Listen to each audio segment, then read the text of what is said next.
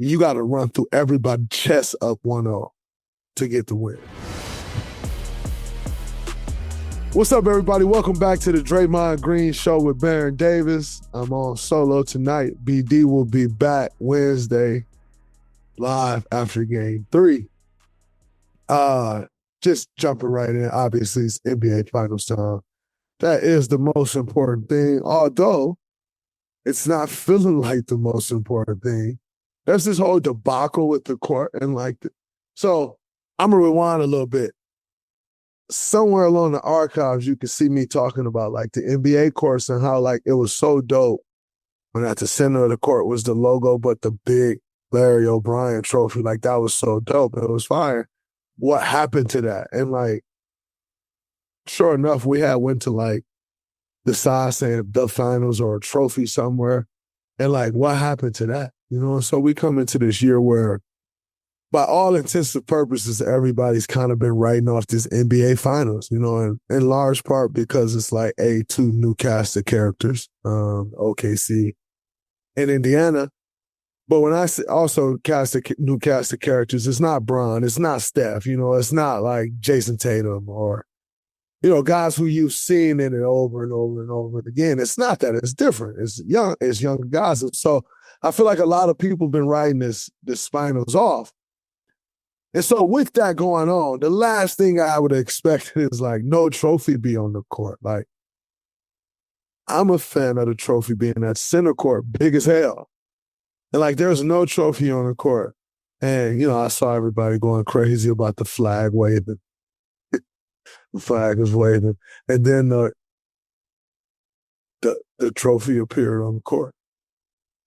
I saw some funny memes on Instagram. One of them said, they gave us the here N-word, here trophy. I said, oh my God. Here, get out of here. There you go. The internet is undefeated. But, I was really shocked by that. And so, in saying that, getting back to the game, Game 2, we have a 1-1 NBA Finals, OKC. Evened it out, winning the game 123-107. Kind of getting back to their dominant ways, although it's crazy. Man, I don't know what to make of this series. You watch this series and it's crazy because OKC, that's 2 times now where you see them build up that big lead and you think they're about to and it just kind of floats around 20, 19, 17, 11, 22, 17, 20. It's kind of floating. You ain't necessarily seeing them put them away how they've put teams away. And to me, that's interesting because you always know, with Indiana, what they've shown is that they're always in striking distance. You get them a puncher's chance, they taking the chance. And so they've shown that. And so this series is just a little weird to me. I think when I watch this series, what I'm taking away after a couple games is who are the most important players in this series? Who, when you watch this series, who's oh man, this guy has to play well in order for this team to win? Obviously, Holly has to play well. Holly had, I think, 12 points in the fourth quarter. Ended up finishing with 17, but I must tell you, and I said it last time, the Holly that I thought would come out, it wasn't that guy, right? I think he came out you got to understand. See, this is where experience. You always hear people talk about experience in these moments. This is where the experience take over because I said after the last game, I was Holly gonna come out. He gonna come out firing. He don't have 2 bad games in a row. And to me, it didn't feel like he came out forcing the issue of not having the bad game. Because when you the guy and you in this situation, and so for instance, they pulled out Game 1, surprisingly, shockingly, shouldn't have, couldn't have, wouldn't have, whatever you may feel, they pulled out Game 1. Putting them in the driver's seat. And guess what? The reality is they still in the driver's seat. They won 1 going back home, but that put them really in the driver's seat. There's no better feeling than the NBA Finals or any playoff series. You pull into town and you win game one and you free rolling for game two, there's no better feeling than having a free roll, free swing. You got a free swing in game two. There's no better feeling. But when I say the experience comes in, I saw Hallie complain for a foul call, like try to flop early in the game. And I said to my boys, I said, he should understand they up 1-0. You got to run through everybody's chest up 1-0 to get the win. Like, you ain't getting a flop call. You ain't, like, when you up 1-0 in that situation, you got to do all that you can to take game two, and you got to show everybody that you mean business.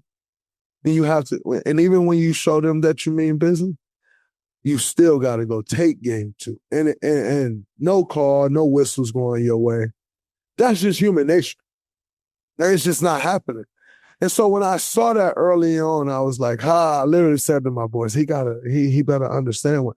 And so that's where I say the experience takes over, because when you the guy in that situation, you got to come out going for broke, because you have to play incredible. You got the guys that's across from you pissed off. These guys even pissed off that they just feel like they gave one away. Their first ever NBA Finals experience, they feel like they gave the game away. Not only are they pissed off that they feel like they gave the game away, but naturally they're down 0-1. Like, you got to come out pissed off. You cannot go down 0-2. And so you're up against that. And I just didn't think he came out with the aggressiveness that it would have required him to win. Like, in order to go take that game too, he got to come out so aggressive to where his guys on his side, like, hey, that's what we own. Like, it's almost like they see it and like, all right, like, well, I can't leave him out there, so I got to do X, Y, and Z. And I just didn't think I saw that saying. It's the first time all playoffs I'll say I ain't saw that. We've seen them win game one after game one after game one. And game two, they came out fired. Like, so it's the first time I'll say that I can recall them, like, not, like, coming out swinging. And so I'll give them that. But I think that's just something that you have to understand, and experience can't change that. You know, so you got OKC with 5 players with 15 plus. First time in the NBA Finals since we won't talk about that NBA Finals. Who the fuck cares about that NBA Finals? If you want to know when that NBA Finals was, you can go look it up yourself. We won't talk about that NBA Finals. And moving on. You know, I told y'all, I get these rundowns, like, just to help you stay on topic, you know, on there. So I know what topics I want to hit. Boom, boom, boom. And then I roll. And we got Charles over here, but it's the first time since the Finals versus, you know, whatever. Just show my whole aura off, man. Anyway, just show my whole, you know what? Moving on. SGA had 34 points, 8 assists, 4 steals in game two. Wow. You know, they had 5 players with 50. I'm so thrown off right now. Like, y'all don't understand. This guy this is like the 4th time he's done it where he, like, throw a little jab. Like, and by the way, y'all should know this wasn't on my rundown. When I first looked through my rundown, it wasn't on there. Then you look back in the parentheses and say, first time since 2019 NBA Finals by the Raptors. Like, that's a very soft spot for me, if anyone could guess why. And I'm not over it. You never get over these things. But anyway, Shai passed AI for the most points in the first 2 career finals games. AI has 71.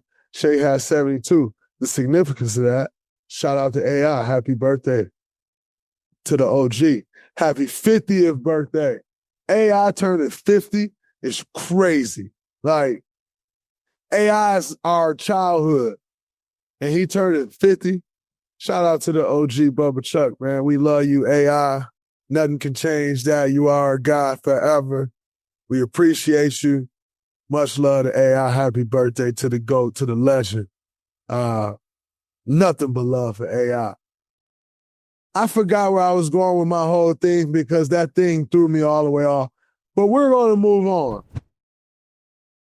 The NBA Finals are here, and every play could be the one that changes everything. This is the NBA Playoffs, where heroes rise, legacies are built, and the action never lets up. And with DraftKings Sportsbook, an official sports betting partner of the NBA, you don't just watch the madness, you live it. Back your favorite team. Ride with your clutch time killer. Bet on the buzzer beaters, the breakout performances, the game-winning threes. From player props to same-game parlays, this is how you take your fandom to the next level. If you're new to the game, no sweat. Download the DraftKings Sportsbook app. Bet just $5, and if your bet wins, you'll score $300 in bonus bets. It's that easy. Download the DraftKings Sportsbook app and use the code BARON. That's code BARON for new customers to get $300 in bonus bets if your bet wins. When you bet just $5, only on DraftKings. The crown is yours. So going back to OKC having 5 players with over 15 points, it makes it interesting for me because when you look at OKC, who are the most important players on that team? And for me, I feel like I struggle with that. Like, I don't think there's any question that J-Dub is the second most important player, the second best player. However you want to script it, it's J-Dub. I don't think any of us have any doubt on that. But I think where it gets interesting for me is when I watch these things, I try to think about these things in terms of like, if I was playing against them, like, what are you prioritizing, right? Because when you go in these series, it's an NBA team. It's the best NBA teams. And a lot of times in these series, you have to pick, like, I'm willing to let that thing beat me. Because in the NBA, like, it's hard to stop everything. Like, you got so much talent. You got so many IQs and basketball smarts amongst these coaching staffs that that's just how I think about it. Like, what would I be willing to look at and say, all right, that's the thing that's going to beat me? Well, in turn, that requires you to put into context, like, who's the most important people, you know? Like, and when I look at it, when I take a step back and look at this, I always feel like it's hard to, like, who's the most important person, right? Like, in theory, you want to say it's Chet. Like, in theory, it looks like it's supposed to be Chet. But, like, when I take a step back, I look at this team. Hey, Chet was out this year, a large bulk of this year, and they were just fine. Even Hartenstein was out for quite a bit, and that team rolled. Like, I think they had, like, J-Dub at the 5 or Lou at the 5. And they still continued to roll. Then they played Kendrick Williams at some 5. Like, they just figured it out and continued to roll. And so it brings you to the point of who's, like, the third most important player on the team. And also, who's the third most important player on the team may not be the third most important player in a series. And that's where it gets tricky when you start talking about third most important players, third option, because, like, 1 and 2 is usually always 1 and 2. That's what it is. And in the regular season, third is usually third. But when you get to the playoffs, third can be taken out of a series. And 5 or 6 can become more important than 3. And I feel like when I look at this OKC team, I actually think the third most important player is Alex Caruso. And I find it very interesting because, hey, he come off the bench. I think that's always interesting in itself. Like, he's coming off the bench. He's the third most important player. Sometimes you run into that in the regular season. Lou Will, for instance, right? Like, you got a coach that's agreeing, like, yo, we want you to get this 6-man award. Like, but when they get to the playoffs, they usually go out the window. And I think Caruso is so important to what they do, and I feel like you never game plan for him. And so because you don't game plan for him, he come into these finals and he go crazy. But the reality is he's a champion. So he actually knows what to expect. If I'm a betting man, and not even a betting man, but if I'm a coach, if I'm an opposing coach, I'm saying, man, I know this guy. But see, and that's where I think playing makes a difference, is like, because you understand a little more. And I'd be like, Caruso's been in this moment. He's shown us over and over again he can deliver in this moment. I think I'm going to make the guy Like, I'm going to make him so important to our game plan. I'm going to make less of it importance in our game plan to the guy who hasn't done it. Can't do that to Shai. Yeah, he hasn't been there, but come on. What you doing? J-Dub, you try that if you want to. We once tried to let Jalen Brown shoot threes in the game. We lost by 60. It's fine. It was just a throw something out there, cast it out there, see if it worked. It didn't work. So don't go for number 2. But for number 3, I actually think Caruso is more important, especially for this series. And so place that bet on the guy that hasn't done it, and Chet hasn't done it. I know Caruso can beat me. He's shown me he can beat me on several different points. Back then, when he won a championship, he showed you he can beat you. And so I'm just not sure that that'd be the bet that I'd be making. And I think that's where it gets interesting. Like, I think Indiana's staff going to have to take a deep dive, but like, importance. Like, who hurts us more? Because J-Dub had a pretty average, not great, but decent, like decently productive game 1. And they should have won the game. Like, they blew the game, but they should have won the game. But Chet was bad. Like, Chet did not have a good game. And you fast forward, J-Dub played better tonight. Also, Chet played better tonight. Also, everybody played better tonight. But I'm just not sure that, especially in this series, that if I'm not the opposing coach on Indiana, I'm not making the bet that our game plan need to be focused on these 3 guys. What we can do to take these 3 guys out of it. And what can I do to take Alex Caruso completely out the game? Like, how can I scheme against Alex Caruso to possibly take him completely out the game? Because he's so important to everything they do. Like, defensively, he's so important to everything they do. Offensively, he could be another guy that can handle the ball, that's smart, that make decisions, that's going to shoot the right shots, not take the wrong shots. So if you can put him in a situation where you can figure out how to make him uncomfortable, how to make the coach second guess playing him, because he's clearly not all the way bought in on him. He'd be starting him. Like, you understand the importance of that. So how can I put him in a position where he have to think, meaning Mark Daigneault, how do you think, and he may go the wrong way? I think that's what the Indiana Pacers has to be figuring out. Like, this has to be a matchup game for them. Like, they got to get so diabolical down to each matchup, each person on the floor. How can we exploit any weakness that OKC has? Because obviously OKC is the better team, but they don't have the experience. And because they don't have the experience, you have to exploit those things while they don't have the experience. And that's where this series gets really interesting for me, is can Rick Carlisle and his staff exploit OKC's youth? Exploiting their youth means a multitude of things. But simply put, putting them in situations that they have not seen, that they can be uncomfortable in, and that it's going to take a little while to figure out. Because you already stole one game. So all of a sudden, you get to a certain point in the NBA Finals where you still want to get another. You put doubt. Anything you need to creep in for you to win this series is what has to happen. So it'll be interesting to see if they make some of those adjustments to make them more uncomfortable. Because ultimately right now, I think even with OKC losing game 1, they were comfortable. Like, they felt like they should have won. They came out, they played hard, they got it done.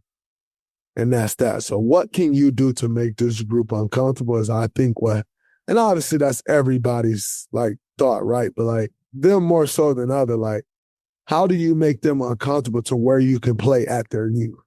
Because the only way you can play at their youth is to make them uncomfortable and then play at it. Right now, if you just leave them comfortable, it's irrelevant. But if you can make them uncomfortable and then pull their youth strings, I think that's how you ultimately got to beat this team. And I think that's what Indiana has to do. But going back, to Hallie, like I said, Hallie got to be more aggressive. And you got to come out swinging because the guy's going to follow you. That's just what it boils down to. So we'll see.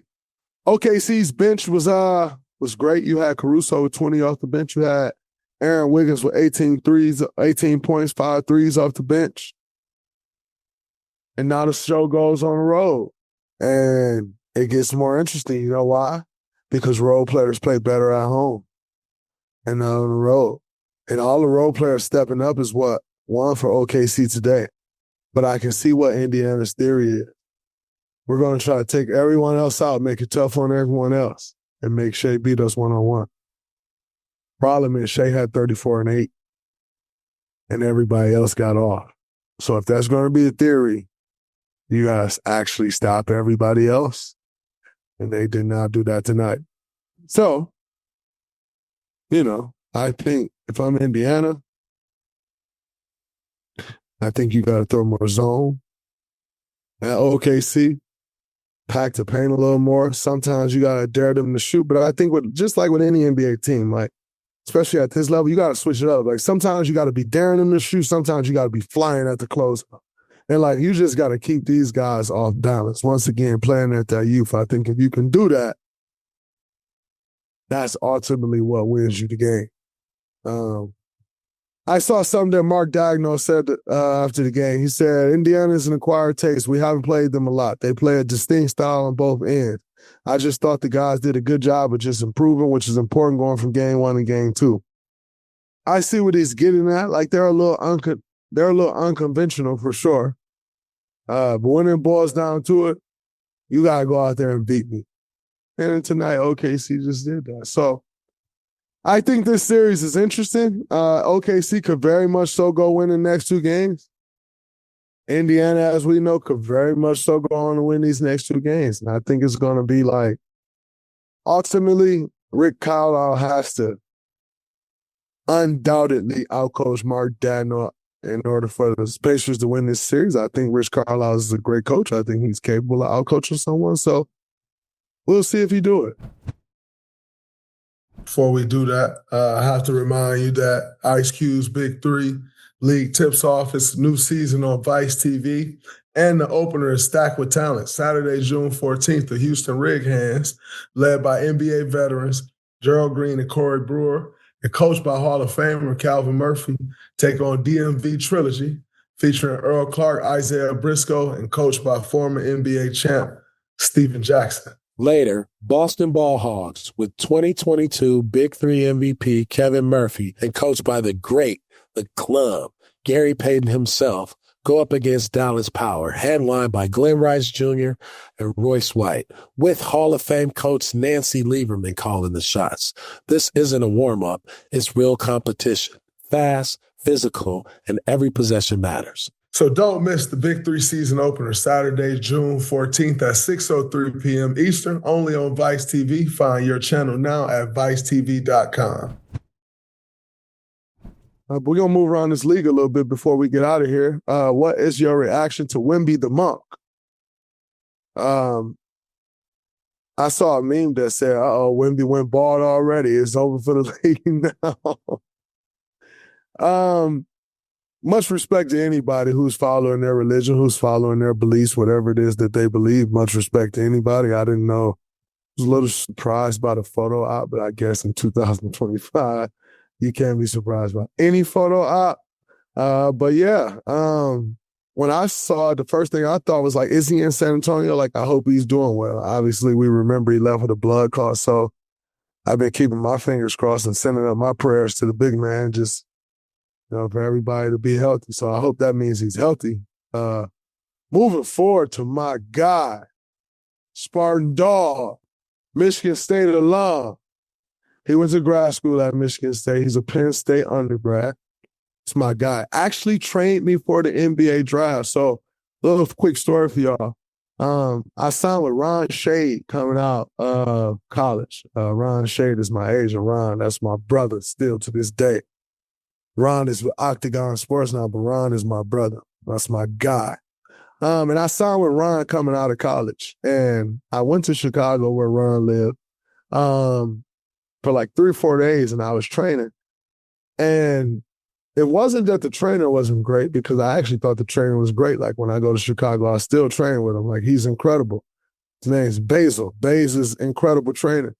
But I trained there for a few days, and I told him, like, yo, I'm going to go back to Michigan State. And the reason I went back was more so it wasn't about the training or anything. It was about I felt like I had grinded and became who I became at Michigan State. So literally my first 3 summers in the NBA, every summer I went back to Michigan State because I felt like that was the place where I go. And when I go there, I lock in like no other. I grind, I get to it. And so that's where I felt comfortable, like going through my pre-draft grind at. So I went back there, and who trained me for the draft, literally trained me for my pre-draft workout, was Jordan Ott. Jordan was a video guy, video coordinator at Michigan State. When he had been a GA before, then he left and took the video job at Penn State, came back and took it at Michigan State and trained me for the NBA draft. Jordan Ott becomes the head coach of the Phoenix Suns. Shout out to Jay Ott. Jay Ott came into the NBA with the Hawks, worked under Bud, super tight with Kenny, went to Brooklyn with Kenny, worked on the staff with Darvin Ham, the Lakers, went as Kenny's top assistant, Kenny Atkinson, at Cleveland, and yesterday, or 2 days ago, was named head coach of the Phoenix Suns. And man, to watch somebody like come from a video coordinator at Michigan State, GA, to like becoming a head coach in the NBA, so special. So I'm happy as hell for Jordan Ott, Matt Ishbia, Brian Gregory, all Spartans, Paul Rivers, Spartan. Happy as hell for them. So congratulations, Jordan. Shout out to Jordan. I think Phoenix got a great one. Shout out to Jordan's wife, Jordan. They are the best. Known them since I was 16 years old. And to see him become a head coach in this league and just grind his way up, it's absolutely incredible. And I know Phoenix got a great one. When you're talking X's and O's, one of the best in the business, not a guy who's afraid to hear his own voice. Absolutely incredible to see. So I'm happy as hell for Jordan Ott. And like I said, shout out to him, shout out to Matt, shout out to the Phoenix Suns there. Locking in a great coach that I think will be there for the next 20 years if we want to be. Speaking of trainers, Bron discusses how the next generation are relying more on basketball trainers instead of just playing the game. I heard what Bron said. I know he said, like, yo, I just went to hoop. And I agree with that. Like, growing up, I actually didn't learn how to do a proper individual workout till I got to college. It's growing up, like, I'm going to hoop. Like, where's the nearest run? Drop me off, I'll play all day. Like, that's what we did. We hooped all day. So I think there's a huge benefit to that because you just learn to see the game. Like, you learn to see the game. I talked on Kimmel the other night about my son and just, like, watching him play and, like, how he knew how to play. And he, like, some of the stuff I know he pick up on naturally just because he's always around basketball. He watch it. And so you imagine growing up like you did, like we did, you playing basketball all day, the nuances and things you figure out about the game. It's different when somebody just putting you in a position to tell you to do this move. Like, how do you use your creativity? How do you learn, like, oh, man, I can do this if somebody just say, do this? How do you know what you're about? How do you know what your game is if you never tap into it and just figure it out? And so I understand, like, I think, you know, there's a time and place for a trainer. And I think, you know, with where the game is gone, like, you need those resources in order to be successful. I feel like basketball used to be a poor man's game. Like, we all played it. Poor kids played it. We were poor. We had nothing, and it was our way out. Basketball is not a poor kid's game no more. Basketball is a rich kid game. Like, the days of seeing LeBron James from Akron, Ohio, from a single mom, those days are numbered. Like, they're not, because if you don't have the resources these days, like, you can't make it. Like, it's become a rich kid's game, and basketball didn't used to be that. And so I think all of that goes into, like, with the trainers and stuff, like, but I also feel like that's why, like, you don't see as great a basketball as you did before, because there's no imaginations. Everybody's doing the same thing, playing the same way. And I think a lot of that is due sometimes to having trainers. Not that having a trainer is a bad thing, but again, if you never get to use your imagination, then you just become a carbon copy of somebody else the trainer created. And so I agree with Bron to a certain extent. I think, you do got to get out there and play, and you got to get out there and just figure it out. Because when you get out there on that court, ain't nobody to put you in a position. You got to put yourself in the position. Ain't nobody there to place you. You got to get there. So I think there needs to be a healthy balance, and I don't think that balance is near being found. I did not watch the Lance Stevenson, Michael Beasley one-on-one. These are fan questions, by the way. I did not watch it. I didn't know what time it came on, number one, but I did see like the back and forth before and after and saw some of the highlights that looked very entertaining. One thing's for certain, we all know Michael Beasley is one of the best guys to ever dribble a basketball and like shoot the ball and put the ball in the hoop. Michael Beasley is one of the best that's ever done. I don't think you won't get many basketball players to disagree with that. And so I heard it was super entertaining. I think it was dope. I saw some people say it should be at All-Star game. I think King of the Hill would be fun, but it kind of becomes a dunk contest. A lot of people don't want to get embarrassed. So how many people really do it? I don't know. We'll see. Before we get out of here, who wins game 3? You got Indiana going home. I'm taking Indiana game 3. I'm going to take Indiana game 3. Crowd going to be electric. They haven't played well, so they got to have a good game coming at some point. They ain't just going to keep playing bad. And I think they saved it for game 3, first one at home. So I'm going to take Indiana game 3. We shall see how it turns out. But however it turns out, me and BD will be right here live after game 3. Check us out. Tune in. Don't miss out. Until next time, that's a wrap on this episode of the Draymond Green Show with BD.